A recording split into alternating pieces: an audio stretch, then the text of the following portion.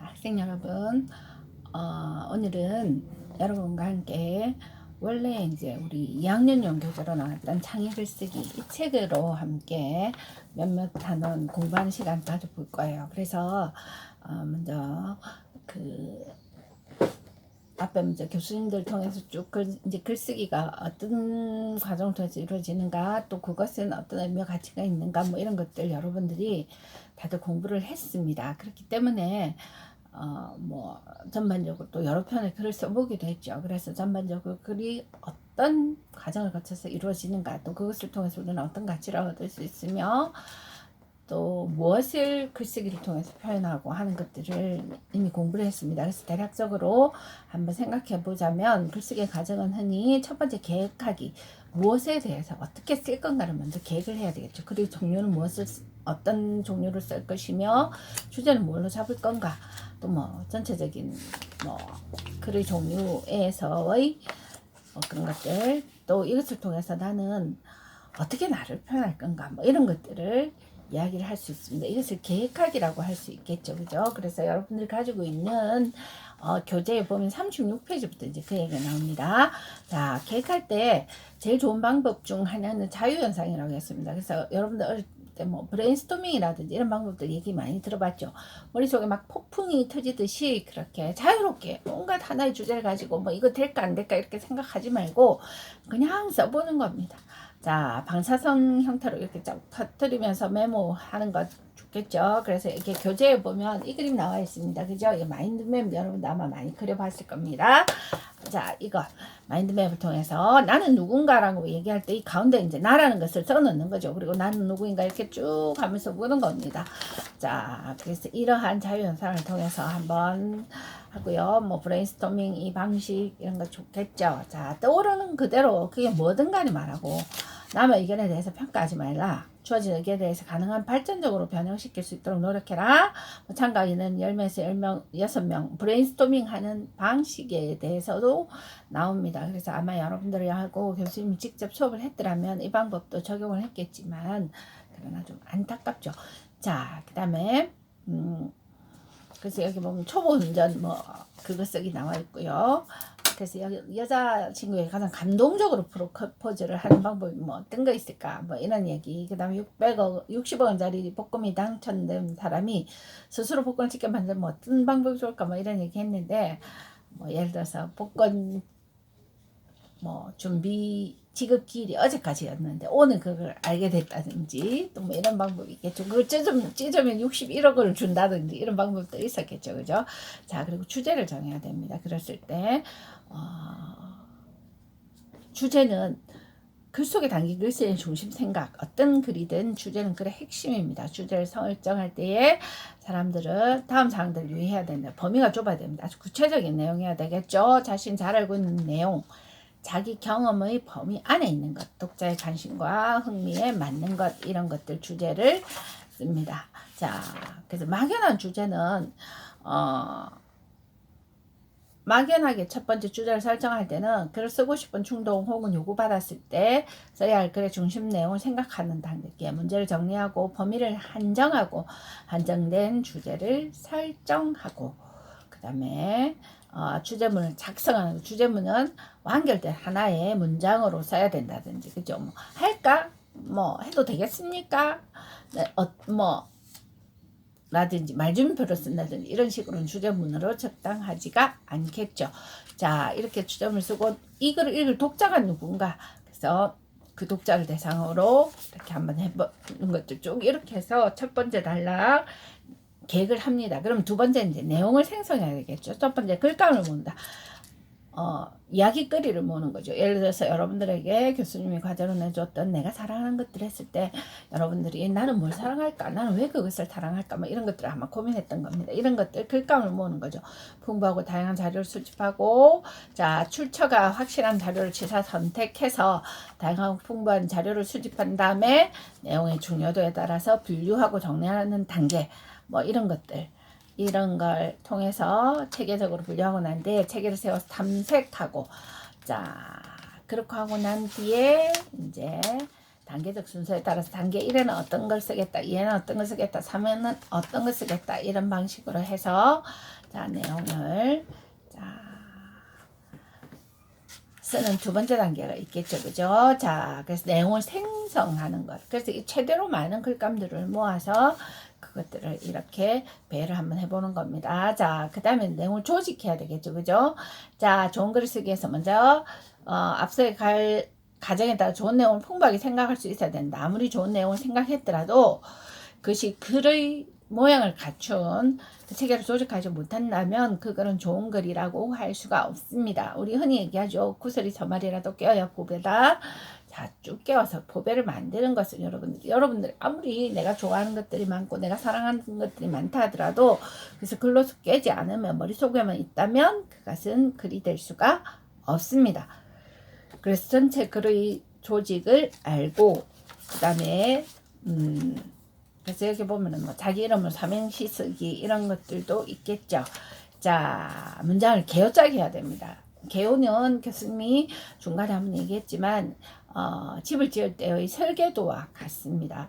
설계도가 없더라도 집은 지을 수 있죠. 그러나 그 집이 튼튼하고 좋은 집이 될 수는 없습니다. 마찬가지로 여러분들이 글을 쓸 때도 이렇게 설계도가 없이 설계도에 해당하는 개요가 없이 글을 쓴다면 내 애초에 의도와는 전혀 엉뚱한 방향으로 글이 간다든지 이런 것들이 되어지게 되겠죠. 자, 그래서 개요는 문장 개요와 항목 개요가 있거든요. 문장을 쭉 풀어서 쓰는 게 있고, 내가 간단하게 첫째는 뭘 쓰겠다, 둘째는 뭘 쓰겠다, 셋째는 뭘 쓰겠다 이런 식으로 이제 항목하는 개요가 있습니다. 그래서 여기 보면은 이제 이런 표에 어떤 문제에 대해서 글 쓰는 표가 있죠. 그래서 어떤 내용이 나오는가 보면요.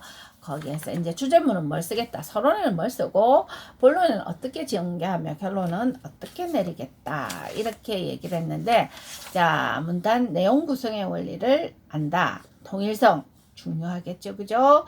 자, 동일성과 일관성이 있어야 됩니다. 글을 쓸 때는 하나의 주제를 향해서 글들이 모여들어야 되고요. 이 얘기했다, 저 얘기했다 이런 식으로 되면 굉장히 글이 이해하기 힘든 그런 글이 될 수가 있습니다. 자, 그 다음에 문단을 구성할 때는 자 역시 마찬가지로 통일성 이렇게 시간의 순서에 따라서 할 수도 있고 공간의 순서에 따라서 할 수 있고 단계적 구상, 3단 구상, 4단 구상, 뭐 5단 구상 이런 거 포괄적 구상, 두갈, 미갈, 쌍갈 뭐 이런 것들 두갈식은 제일 앞에 주제문의 위치가 오는 것, 미갈식은 제일 뒤에 오는 것, 쌍갈식은 처음과 끝에 오는 것 이거 있죠. 그 다음에 이제 예를 들어서 우리가 뭐 논설문 같은 거 쓸 때 첫째, 둘째 이런 식으로 쭉 열거식 구상할 수도 있고요. 점청식 구상이 될 수도 있습니다. 각각의 글의 종류에 따라서 이러한 것들이 이루어진다는 것. 자, 갑니다. 이렇게 하고요. 자, 이제 글을 써야 되겠죠. 표현하기 단계입니다. 자, 아무리 좋은 그 구상을 하고 뭐 좋은 글감을 모집했다 하더라도 글을 쓰지 않으면 글이 되지 않는 겁니다. 그렇죠, 그죠? 자, 그래서 글을 쓸 때는 자, 좋은 글을 쓸 때는 자, 어떤 것들에 주의해야 될까? 그 뭐 여러 가지 요인들이 있을 수 있겠죠. 그러나 여러분들이 써놨던 그거에 따라서 장르에 따라서 집필 방식이 달라지기 때문에 어떤 종류의 글로 쓸 것인지를 확인하고, 자 각자의 독자에 대한 목소리와 어조와 자세를 결정한다 그렇게 얘기했는데 여기서 보이스와 톤과 스탠스를 결정한다 이렇게 나왔죠, 그죠? 목소리는 작가의 독자에 대한 태도의 문제다. 그래서 가볍고 부드럽고 친근하게 말하는 목소리, 뭐 또는 글에 따라서 예를 들어서 시를 쓸 때는 가볍고 부드럽고 친근하게, 예를 들어서 뭐 주장하는 걸 할 때는 차분하고 냉정하고 객관적인 그런 목소리 이런 것들이 있겠죠. 자, 어떤 문제를 선택할 건지 결정하고 어떤 양식으로 기술할 건가를 결정하고 어떤 수사법을 구사할 건가도 중요합니다. 그래서 이런 것들이 되어진다라면 여러분들이 글을 쓰는 거죠. 자, 그러고 나서 마지막 단계가 고쳐쓰기 단계입니다. 자, 여기 단계까지는 여러분들이 여러 번 해봤을 거고요. 고쳐쓰기도 물론 여러분들이 이제 글을 쓸 때 해보았을 겁니다. 글쓰기 과정의 마무리 단계는 퇴고라고 얘기했죠. 밀퇴자에 두드리 고자 쓴다고 교수님이 얘기했는데, 마지막으로 한 번 더 글을 점검하는 걸 말합니다. 그래서 퇴고는 글을 완성시키는 최후의 작업이라고 할 수 있거든요. 퇴고의 목적은 글을 좋게 다듬는 겁니다. 좋게 다듬는다는 것은 글의 형식과 내용 모두에게 관련된 거라고 할 수 있는데, 글의 내용과 형식에 맞는 세밀한 평가 기준을 살펴볼 필요가 있다라고 얘기했는데요. 퇴고는 글 내용과 관련된 퇴고의 기준으로 이 글이 얼마나 독창적인가, 또는 주제의 선정이 적절했는가, 논리적이고 효과적으로 내가 구성을 했는가, 문단 구성이 긴밀한가, 내용이 정확하고 풍부한가, 소재 선정이 합리적인가, 이런 것들을 기준으로 제시될 수가 있는데, 자, 그 다음에 글의 형식과 관련된 기준으로 문장의 문법이 맞는가, 만추법이 맞는가, 어휘와 용어 선정이 적절한가, 이런 것들은 기준으로 삼을 수 있습니다. 글의 전체 맥락을 고려하는 가장 일반적인 퇴고의 기준 원칙은 부가 덧붙이는 거죠. 자, 그 다음에 삭제, 두 번째 빼는 겁니다. 세 번째 구성. 자, 재구성의 원칙이라는 게 있는데, 정확하고 올바른 퇴고를 위해서는 대체로 다음 세 가지 원칙을 충실하게 따르는 것이 바람직하다, 이렇게 교재에 나와 있죠. 부가의 원칙이 뭘까? 쓰인 글에 있어서 빠진 부분과 부족하다고 느껴지는 부분을 찾아서 보완하는 걸 말합니다. 빠진 거나 모자란 걸 덧붙여서 글의 흐름을 자연스럽게 하고 내용을 풍부하게 하는 것, 부가의 원칙이라고 할 수가 있는 거죠. 삭제는 당연히 빼는 겁니다. 좋은 글을 쓰기 위해서는 덧붙이는 것보다 빼는 것을 잘하는 게 중요합니다. 자, 그 다음에 재구성.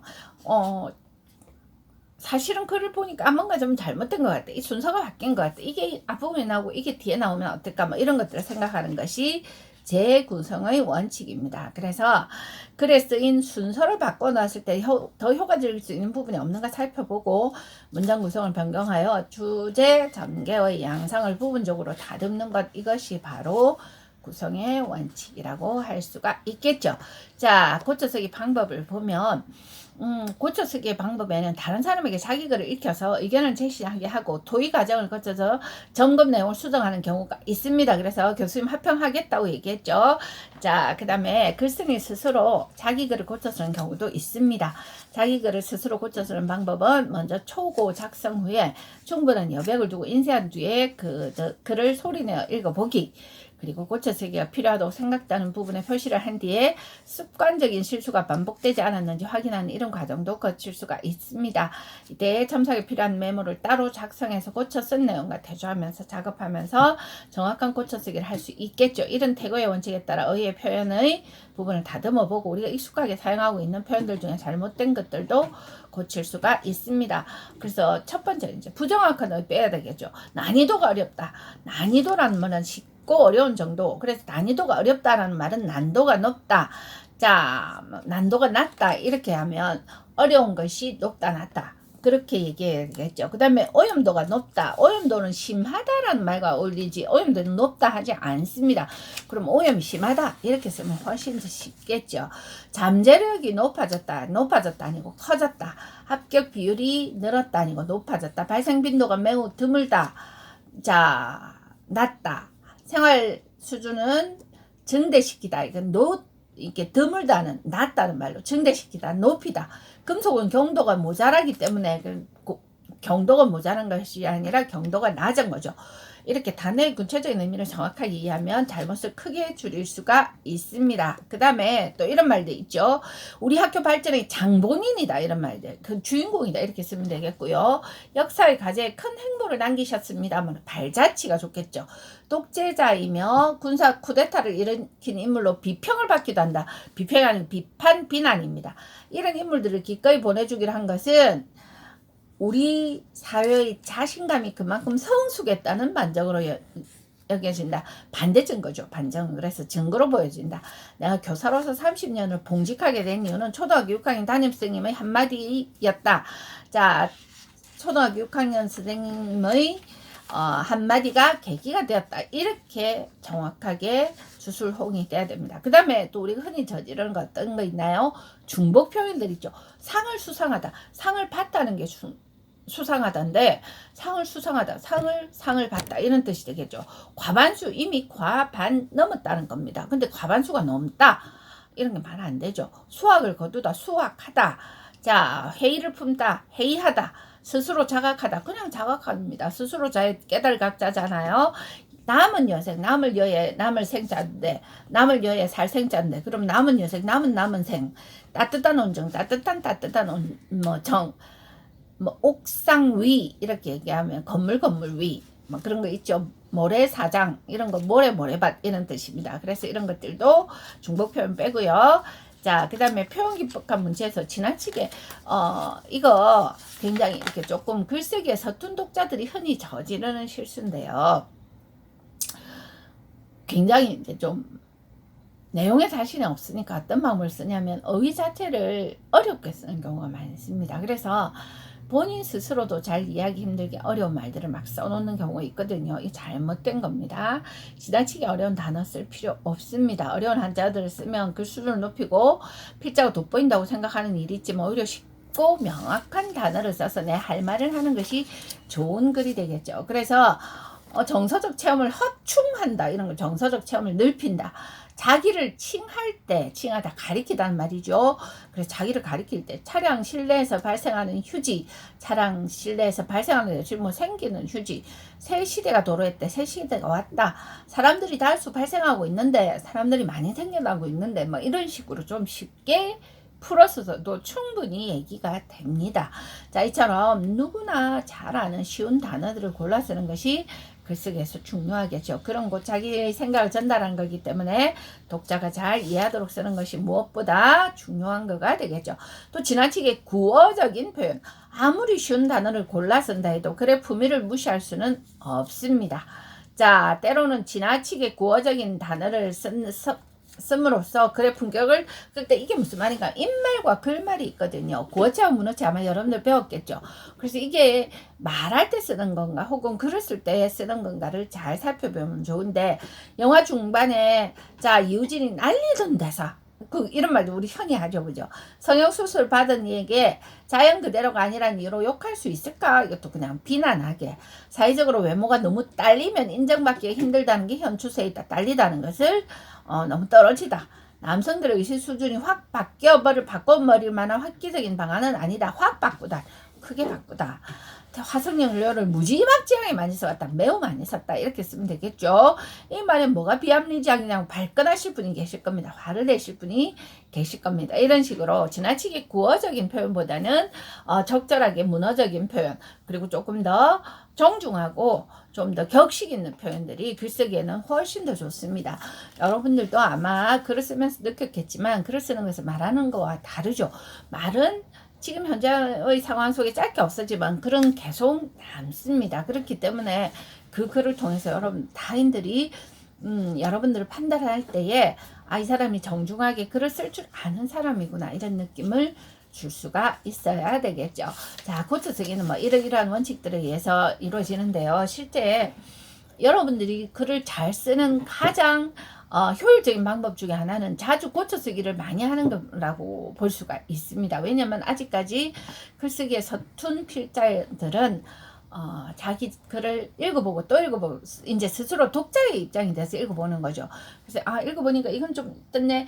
실제로 필자의 관점으로 10번 봐도 잘 모르던 것을 독자의 관점으로 한 번만 봐도 그 문제가 눈에 띄기도 하거든요. 그래서 교수님이 여러분들한테 이렇게 이제 계속해서 묶어서 다른 사람의 어떤 글을 가지고 한번 읽어보라고 그 타인은 이제 이런 식으로 계속 얘기를 하는 겁니다. 그래서 지속적으로 읽어보고 또 그 글의 잘못이 있는가 없는가를 살펴보는 것 이것이 글쓰기를 마무리할 수 있는 최고의 방법이 되겠죠. 글을 쓸 때에 자 다시 한번 이야기하겠습니다. 자 계획하게 내용 생성하게 자 내용 조직하게 표현하기 고쳐서기 이렇게 글쓰기에는 5단계가 있습니다. 그래서 무엇을 쓸 건가 그렇죠 그죠 계획할 때는 무엇에 대해서 어떻게 쓸 건가 누구를 대상으로 쓸 건가 주제는 뭘로 할 건가 온갖 생각들이 다 듭니다. 그때 브레인스토밍 또는 마인드맵 이런 형태의 어떤 내용 떠올리기를 통해서 글쓰기를 한번 생각을 해 보십시오. 그리고 그 글이 나는 무엇에 대해서 글을 써야 되겠어 이렇게 생각하면 그 주제에 맞는 내용이 뭔가 내용을 한번 쭉 떠올리면서 이제 내용을 생성을 하는 거죠. 그죠? 자, 브레인스토밍이나 아까 얘기했습니다. 마인드맵 이런 방법으로 해서 떠올린 것들이 있으면 이제는 내용을 조직해야 됩니다. 그래서 처음, 중간, 끝 이렇게 쓰고 몇 단 구성을 할 건가. 자, 이걸 통해서 어떻게 표현하는 것이 좋은가. 그 다음에 독자가 누구이며 이 글의 주제는 무엇이니까 이 글의 톤과 또는 그 독자에 대한 그 어떤 말투 이런 것들을 어떻게 할 건가 이런 것들을 조정해야 되겠죠. 그죠? 그렇게 해서 이제 글을 쓰는 겁니다. 되도록 쉬운 말로 명확하게 내가 하고 싶은 얘기들을 쭉 써가는 것 중요합니다. 그리고 마지막 단계가 고쳐쓰기 있었습니다. 퇴고라는 단계. 그래서 부가의 원칙과 삭제의 원칙과 재구성의 원칙에 의해서 글을 다시 한번 생각해보고 순서가 이상해. 재구성의 원칙에서 다시 쓰고 이건 뭔가 빠진 것 같네. 그럼 거기에 덧붙여야 되겠죠. 부가의 원칙. 그 다음에 이거 불필요한 군더더기 말들이 너무 많이 들어갔네. 삭제의 원칙. 이러한 원칙들을 적용해서 자, 글을 한번 고쳐 쓰는 겁니다. 그래서 전체적으로 완성된 글을 또 한번 읽어보고 그리고 또 한번 고쳐보고 이런 식으로 하는 과정들을 통해서 여러분들이 대체로 본인이 원하는 목적과 본인이 말하고자 하는 애초에 어떤 그 단계에 맞는 글을 어느 정도는 쓸 수가 있다는 것을 기억하십시오. 자, 아무리 강조해도 지나치지 않습니다. 글을 쓰고 나서 던져두면 그것으로 글이 완성되는 건 절대 아니겠죠. 그죠? 그리고 그것을 통해서 여러분들이 고쳐 쓰고 또 고쳐 쓰고 이런 과정들을 통해서 여러분들의 글이 훨씬 더 가독성이 있고 훨씬 더 어떤 좋은 글이 됩니다. 자, 너무 여기서 이제 교수님이 드리고 싶은 팁은 아까도 그 얘기 나왔죠. 너무 어려운 말을 쓰지 마라. 이제 우리 고대 시가에도 보면 그 내용이 나오죠. 어떤 사람이 이제 막 외치고 다닙니다. 내용이 이렇죠. 댁들의 동난지 사오 저 장사야 내 황후 그 무엇이라 하는지 찾아보자. 양목이 산천 전행 후행 대아리 이족 소아리 팔족 이러면서 이제 동난지 사오 이렇게 얘기합니다. 이게 무슨 말인가 하면 사람들이요 동난지 사오 이렇게 얘기를 하는 거예요. 그래서 그 사람이 너가 파는 물건이 뭔지 한번 사보자 이렇게 얘기하니까 그 장사가 얘기하는 거죠. 두 눈이 하늘을 향해서 이렇게 올라가 상천. 그 다음에 대아리죠. 큰 다리가 2개, 소아리 8쪽, 작은 다리가 8개. 그렇죠? 그래갖고 청장에 담가 어서석 하는 동난지 사오 이렇게 얘기한. 자, 게장을 담근 거죠. 그죠? 게장을 여러분들 먹어보면 와사삭 하면서 이제 맛있잖아요. 그죠? 그러니까 그 사람이 이렇게 얘기하거든요. 자, 그렇게 어렵게 하지 말고 그냥 개드시라 해라. 이렇게 얘기하는 그 얘기가 나옵니다. 조선시대 이제 선비들이 워낙 어려운 말로 워낙 잘난 체 하면서 막 대도 안 하는 얘기들을 막 괜히 어렵게만 말을 하니까 그 평민들 입장에서 그 되게 받아들이기 힘들었겠죠. 그래서 이 사슬시조에 있는 그 내용입니다. 여러분들도 사실은 이걸 보면 굉장히 좀 웃음도 나지만 혹시 우리는 그런 실수를 범하고 있지는 않은지 한번 생각해 봐야 됩니다. 여러분 한번 보십시오. 내가 서툴다는 것을 숨기기 위해서 괜히 거기에 사족을 붙이고 어려운 말을 쓰고 그러니까 나중에 보면 자기 자신조차도 이 말이 여기에 맞는지 안 맞는지 잘 이해가 되지 않는 이런 경우 있거든요. 그것은 매우 잘못된 것입니다. 그래서 여러분들이 이런 내용들을 염두에 두고 글쓰기에 접근한다면 훨씬 더 좋은 글들 그리고 훨씬 더 세련된 고쳐쓰기를 할 수가 있습니다. 그래서 글을 쓸 때에 이런 내용들을 쭉 기억을 하시기를 바라겠습니다. 자, 다음 시간 우리 12주차 3주에는 글쓰기를 위한 문법 관련되는 것을 교수님이 또 좀 강의를 하겠습니다. 2차시지만 영상이 30분, 25분 정도로 아주 짧기 때문에 여러분들 보는데 크게 무리는 없었을 것 같거든요. 이제 드디어 거의 한 달도 안 남았습니다. 여러분들하고 그러고 나면 이제 또 곧 성적이 처리가 되고 하겠죠. 사실은 정말 아쉽습니다. 그래서 글쓰기 도돈터에 이제 수업할 때 굉장히 기뻤습니다. 실제로 이제 학생을 만날 수 있다는 사실이 교수님한테는 참 좋았거든요. 그래서 남은 시간들 잘 마무리하고 도움이 필요하면 언제든지 여러분들을 도와줄 준비를 하고 있습니다. 도둠터 통해서 신청하시고 교수님하고 또 만날 수 있는 기회 가지도록 합시다. 자, 학생 여러분 수고했습니다.